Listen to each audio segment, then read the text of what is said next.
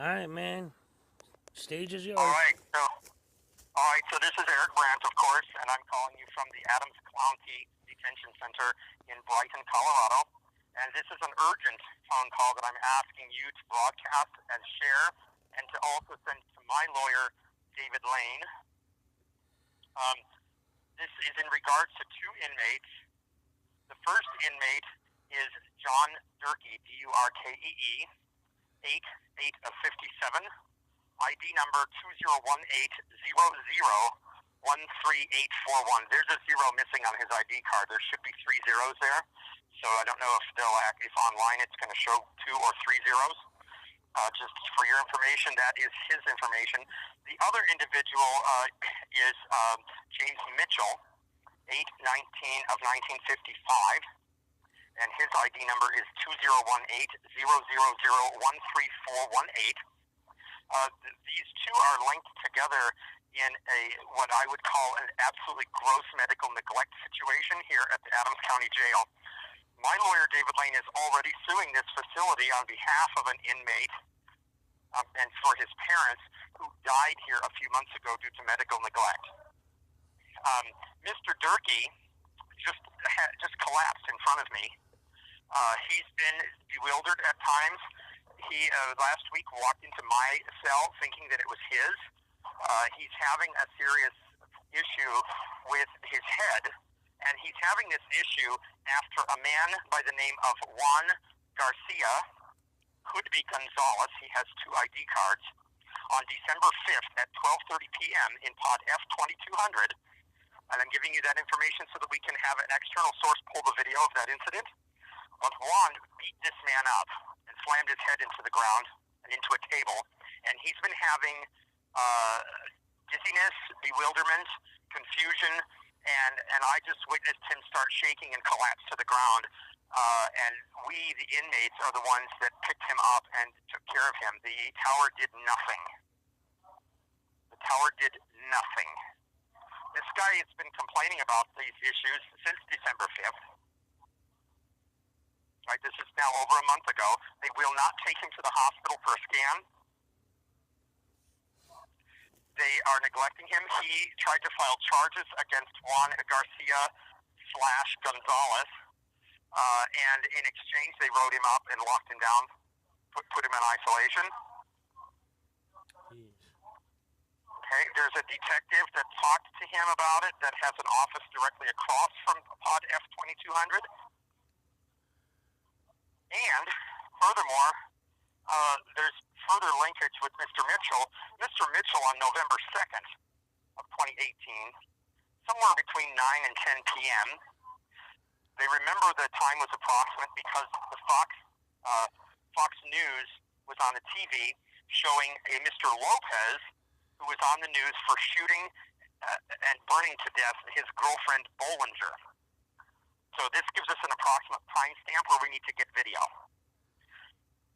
Okay. At that time, a man by the name of Josh Miller, who was a very big man, was in John Durkee's pod, his cell, when they called for a medical, the med line. They called for the med line, and he was in a cell that he wasn't supposed to be in. The other occupant of that cell was Josh Castillo, who was also the pod rep at the time. Josh Castillo witnessed the deliberate beating of John Durkee and witnessed this accidental incident with James Mitchell. James Mitchell was knocked down when Josh Miller ran out of the cell to go to his lockdown spot. Knocked him down. This is the guy you might have heard me talk about that had multiple fractures to his shoulder and to his legs and to his femur, that instead of treating him and following the physician's orders after his surgeries, where they installed significant hardware in his leg and shoulder, they put him on lockdown for a month. And they didn't give him any physical therapy at all. So we've got these two neglect situations going on right now. These men are both, in their 60s, and they're being utterly ignored on their medical issues.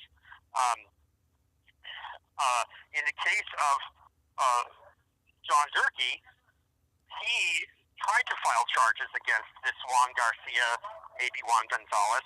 They wrote him up instead.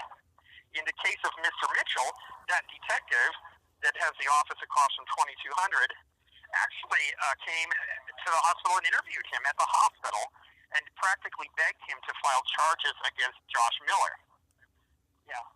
No, don't know nothing about that before. All right? I don't know anything about it. Don't talk about it. Please, do not talk about it. You know nothing about that case. I watched it, and I witnessed it. You heard hearsay. So quit talking about it. I'm not going to quit talking about it. I'm going to do an investigation.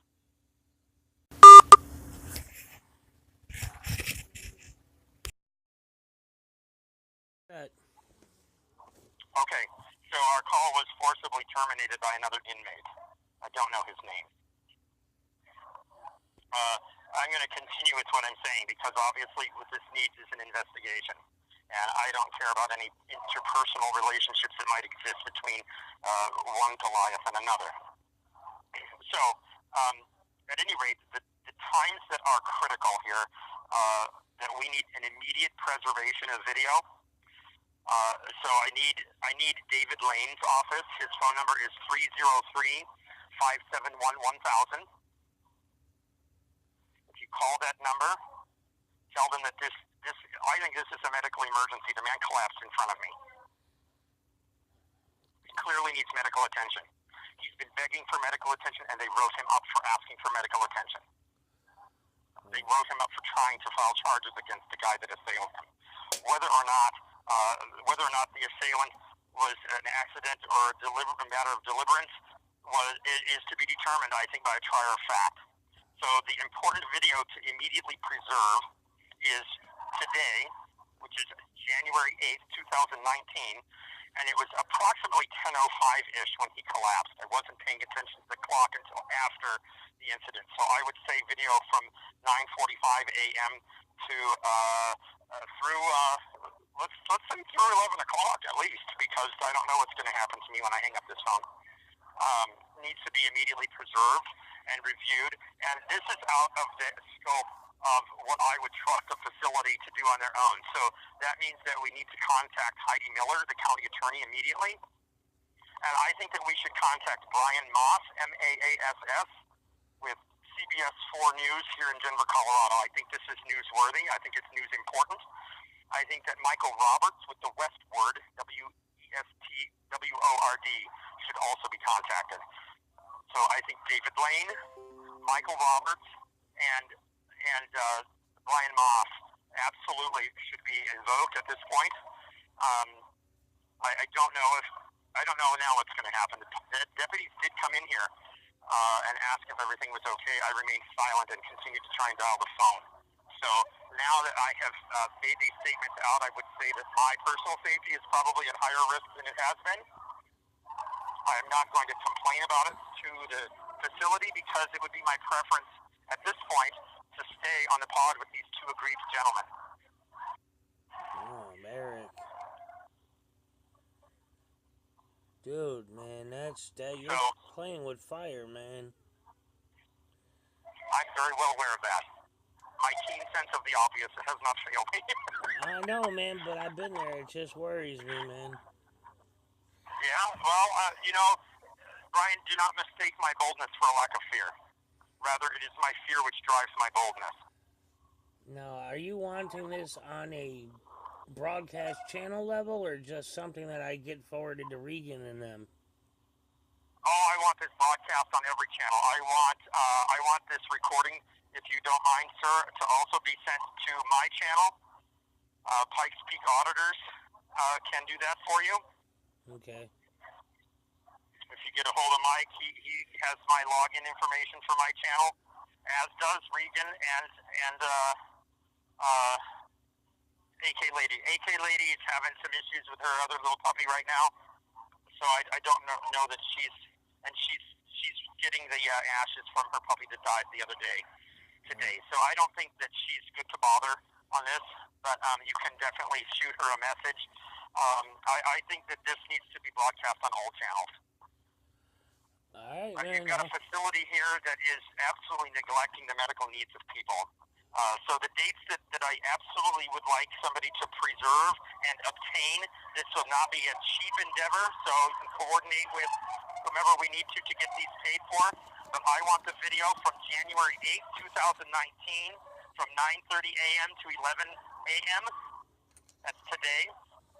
And that would be, you need to know that that is on Module C, Pod 3. C3. Okay? I can see two cameras in here. There is a globe camera in the corner that's looking straight out. It should give the angular view. Then there is a camera hanging off in the center of the room, off to the left side of the room as you come into the pod from the main sally port. From pod F2200, we need the video of that pod from December 5th. Let's say from 12 p.m. to 1 p.m. 12 p.m. to 1 p.m. Okay, and I'm going to talk faster because things are getting loud and they could lock us down. No, from November 2nd of 2018, from 9 p.m. to 10 p.m., also pod F2200. Those are critical videos. They need to be preserved. They need to be produced and obtained now. And I'll tell you that when I got video from Adrian Brown's beating, it cost me $407. Jeez. And it took me 12 weeks to get it. That's unacceptable. They need to produce it within 72 hours. So get this word out, of course, to everybody. Regan, tell Regan, of course she'll hear this, Regan needs to get a hold of Frank Sturgill. He's the expert on making sure that people are held accountable for producing records. As Frank Sturgill won't hesitate to sue the facility in 14 days pursuant to law if they don't produce it. The county attorney's name is Heidi Miller. She's a nice lady, so be nice to her. I think she should be called immediately. And I think that she should be emailed a copy of these calls. All right. So I appreciate you guys doing that. I will do a check-in tonight with folks, and the word will get around if I'm still able to get word out. So if you don't hear from me by 10 o'clock tonight, then either we've been locked down for the day, or I'm incapable of making a phone call. And I think that we should err on the side of caution and assume that I'm not able to make the phone call instead. And I think that the facility needs to be called and called and called until these men get the proper medical care that they deserve. All right, man. I'll do my part. Thank you very much, sir. All right. Well, you got a couple more minutes. You want to keep going with anything else? Sure. You got any questions? Well, how much? I'm going to tell you. Huh? I got something else. Okay. Yeah. I filed a grievance this morning at 7:30 in the morning. No, 8:30 in the morning. I filed a grievance because what they did is on the loudspeaker, they announced Sanchez, 47, come to the Sally Port to see the detox nurse. That's a violation of that man's privacy. Obviously, a detox nurse is a medical concern, and he should have had the right for us not to know that he was seeing a detox nurse. So I filed a grievance on it. I'm letting you know that. Man, you are So I want to know the name of the tower operator that made that announcement. It was a male tower operator, and it was at approximately 8:30 this morning. And the inmate that was aggrieved is a gentleman apparently by the name of Sanchez, who is in cell 47. Man, you just... So that would be C347. That's a HIPAA violation. I don't think it's a violation to say report to the Sally Port. I don't think it's a violation to say to go to medical. But I do think it's a violation to describe the particular medical services a person is receiving.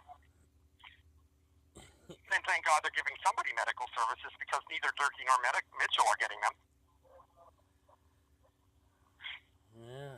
And I want to say something else. There's a gentleman on my pod who yesterday was denied a book that was ordered through Amazon. He was denied a Hindu text. They said it's not allowed. What? What the fuck is wrong with these people? A Hindu text, that's prayer. They have to. Uh-huh. Yeah. I believe it was titled, if I recall correctly, the title was the Yoga Sutra. Jeez. You want to look that up?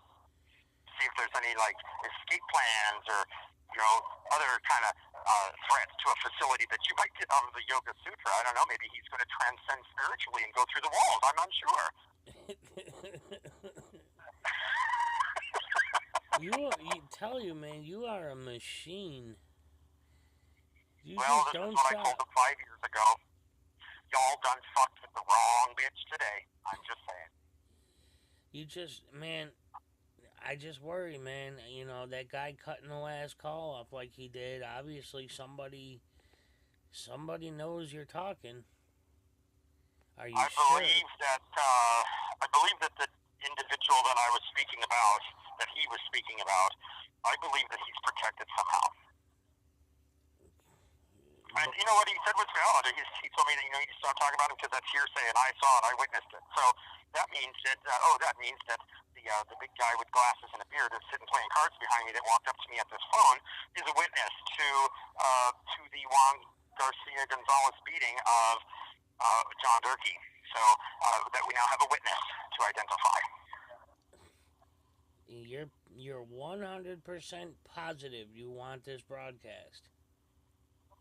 I am 100% positive I want this broadcast, and I want it emailed to the news, and I want it emailed to the county attorney. All right. I just want to make sure I had the, I. All right. I'll And do what I make can. it very clear, make it very clear that it is my desire at this point to remain on the pod where I can observe and witness the treatment of Mr. Durkee and Mr. Mitchell until I'm convinced that there's appropriate external oversight and intervention, and that their needs are being taken care of. Because our duty is to take care of those who can't take care of themselves. And if they don't know how to take care of themselves, you got a guy that gets confused and walks into other people's cells. This man can't follow the proper grievance process. He needs immediate intervention from a lawyer. He's not in. He's having difficulty thinking. He's having difficulty navigating his day, and he's just having difficulty standing. The guy collapsed and was shaking for 5 minutes. He didn't fake that. That's not fake. He's doing it right now. They're holding him up. He's collapsing right now. They're getting a chair for him. They're navigating him and escorting him into his cell. He's having difficulty walking. There are 2 people that are holding him up. They're bringing a chair to him. There's a 3rd person holding him up. They're taking him into his cell. His cell number is 43. Mr. Durkee is now inside his cell number 43. There are several inmates that are assisting him. I cannot see what's happening behind the cell doors. This is happening live right now. This is the 2nd time this man has collapsed in the last hour. And the time is This 12:53 man needs Eastern. immediate medical care. I think that somebody should call dispatch. Somebody needs to call the Adams County Combined Communication Center, the Adams County Dispatch Center, and I think that they need to deploy an ambulance to this facility, and they need to take Mr. Durkee out of cell number C43, and they need to transport him to a hospital for a brain scan. This is now an emergency. This is a medical emergency. So I'm going to terminate this call right now and ask you to invoke that mechanism. Yep, I'll call. And so we're going to extend the video demand for today all the way through noon, please. All right, noon Mountain Time. Noon Mountain Time. We are Mountain Time. Yep. Okay. Yeah, it's 1 So o'clock we've here. got inmates that are providing medical care to inmates, and this is an inappropriate situation. It was an inappropriate situation a month ago. It's a continuing emergency situation. I don't know if he's having a vertigo question, if he's having ischemia from a stroke or from brain damage, if he's having a seizure. I don't know what it is, but it is something, and he's not faking it. All right, I'll do exactly what you said, man. So David Lane, 303-571-1000. All right. That's the lawyer. And Thank you very much, Mr. King. 1 minute remaining. Hey, what do you know? 1 minute remaining. I would like this audio to be combined and broadcast on every channel, including my own. All right, man. I'll fire off messages and get everybody on it. Hey, you rock, man. All right. Happy Fuck the Cops Day. It's twice on Tuesday. All right, man. Be safe. Bye. Bye.